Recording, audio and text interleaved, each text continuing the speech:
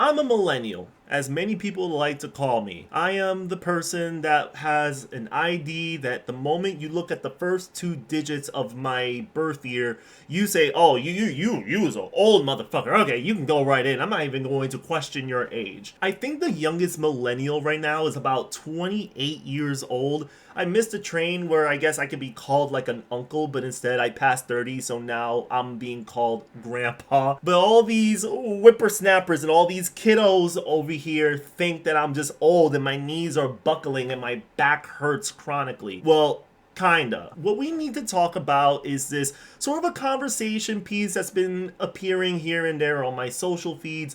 And today we need to talk about the abbreviation that many of us may know and love today in the whole world of texting.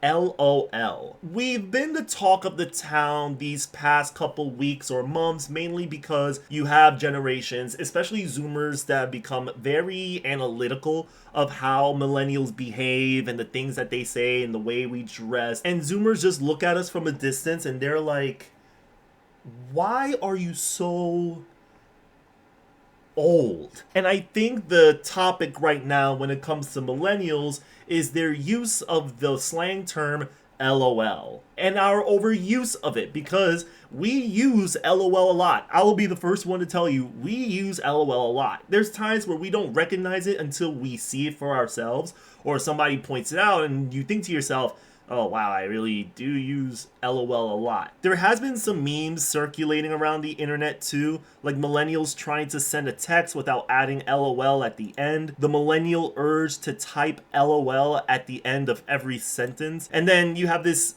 meme template from the Emperor's New Groove where you have Gen Z and Gen X saying stop adding LOL to the end of every sentence, and then you have millennials at the bottom panel yelling LOL. Now, I will say this, I started realizing that I use LOL a lot in my text messages probably around last year. I noticed I would say LOL repeatedly, but the thing is, no one really called me out on it. Maybe because I mix it up. Sometimes I say LOL, but sometimes I say haha, like HAHA.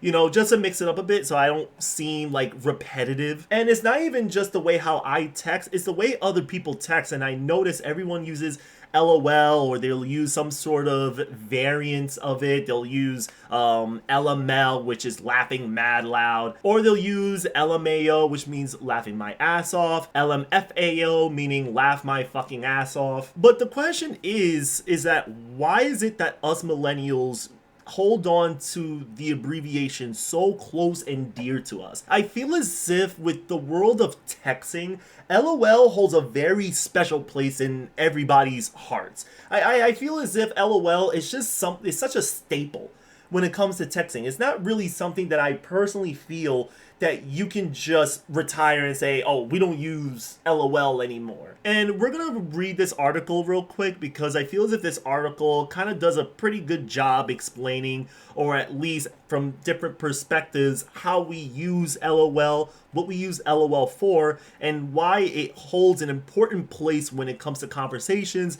especially when it comes to text messaging. So we have Nick Russell here, who's a millennial from Memphis, Tennessee, that tacks LOL onto texts to sidestep potentially awkward or loaded conversations. It's the difference between texting "I think I love you" to a crush versus "I think I love you" LOL, Russell said. In the latter case, I could always rely on the old "just kidding." It helps lighten the internal tension I could feel about whatever I'm sending. Then Rebecca Reynosa, a millennial from Chicago, deploys a breezy LOL at the end of her work texts and chats to take the edge off of any message. It's a way to quickly establish a tone.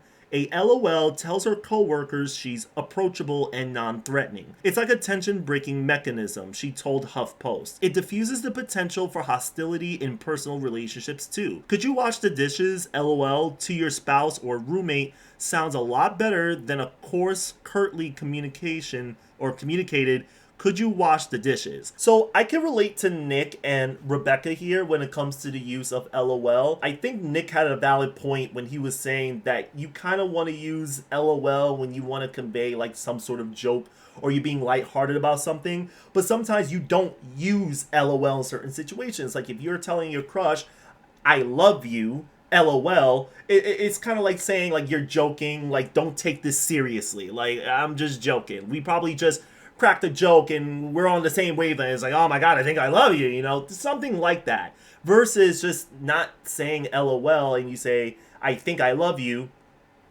Like without that LOL, it really adds gravity into a conversation. So I think LOL kind of allows us that breathing room for the conversation to, I think, just be casual. And as far as Rebecca goes, I think LOL does imply that that you are approachable, you're non-threatening, like you're chill, you're cool, you're just here to have a good time, a good talk, and that's about it. You're not in a bad mood, you're not in a cranky mood or anything like that. And it can also be a pretty good tool when it comes to breaking tensions. Like if you're in a group chat and two people are having a disagreement and you feel as if this is gonna pop off, you can just chime in and just say something to diffuse the situation and throw in a LOL. A lot of people will have their own idea as to how they use LOLs, when to use it, what's the appropriate time to use it, and how to even lay back on the frequency or the overuse of LOL. But we have lecturers and we even have therapists that are throwing in their opinions or their ideas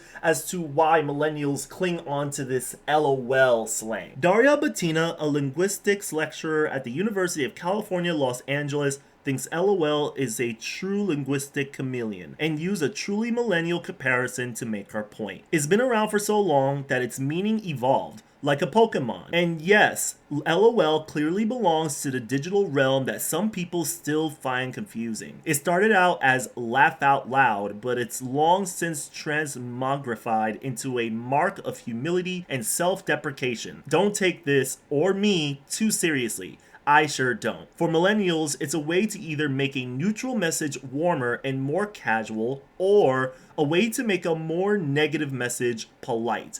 It's like hedging or minimizing a request with no biggie if you disagree. Now, I wouldn't say that it evolved or the meaning of LOL evolved like Pokemon. I think that's a little bit of an exaggeration there. If you were to ask me, yes, I do feel that LOL has many meanings outside of just laughing out loud. It has been used for deprecation reasons. I can, sit here and be like, dude, I feel like a piece of shit today. LOL. Probably because I had a long day at work. But like what Nick mentioned, there's a difference between I feel like shit today versus I feel like shit today. LOL. Now, it's a bit different when I say it versus when you text it. But if you was to write it down in a text and you was to send it to somebody, you can understand that adding that LOL just lightens the mood up a bit. Because if you just tell someone, I feel like a piece of shit today, it's like, oh, damn, like, you all right, bro? So we're going to be looking at the psychological side behind the millennial use or the overuse of LOL, and Lindsay Gallup will go on to say, I think using LOL after a sentence is a way to laugh things off when you fear burdening others, which is such a prominent worry for our generation. Jordan Kurtz, also a CZ therapy group, looks at LOL as a way to get some distance between yourself and any naughty emotional content. Vulnerability is scary, especially over text. It's a difference between I'm having a hard day today and I'm having a hard day today, LOL. With the former, personal struggle is allowed to have gravity. Now, there is a common denominator when it comes to the therapists, the professors, is that all of these is telling us that LOL is used to convey a tone. That's basically it. It's really all about tone. If conversations were getting serious, you wouldn't really use LOL so much. Though I'm not gonna lie to you, there are many times that people use LOL sarcastically. There are some people who actually use LOL when it comes to being passive aggressive. So you really have to look into the context of things as to why the person is using LOL to begin with. But in most cases, when we're just casually going about our lives and we just use LOL, of course we're not really laughing out loud. It's just more so to say, hey, it's all cool on this side, like we just chilling. I may say something, I don't want you to misinterpret it as the wrong way or perceive it in the wrong tone. So be safe. I'm just gonna throw in an LOL in there, just so you know that I'm coming from a light-hearted side of things. And with all these, and from all these perspectives around the use of LOL, I personally think that LOL is going to be around for a very long time when it comes to texting. As someone mentioned, it has multiple meanings. I wouldn't say it evolved. Again, I do feel it adapted more meaning. And with that said, you definitely need to look at the context of things in order to know what a person really means when they use LOL. Actually, I was just really curious to know why millennials, including myself, being one of the youngest of the generation, would use LOL a lot. Because again, there's times where I'm texting people and I catch myself using LOL and I kind of think to myself and get a little bit self-conscious, not gonna lie to you. I think to myself, is this necessary? Do I have to put LOL? Or I'm just letting my anxiety just take over? Or am I just overthinking things? And that's basically it, y'all. Grandpa Progeny signing out. Peace.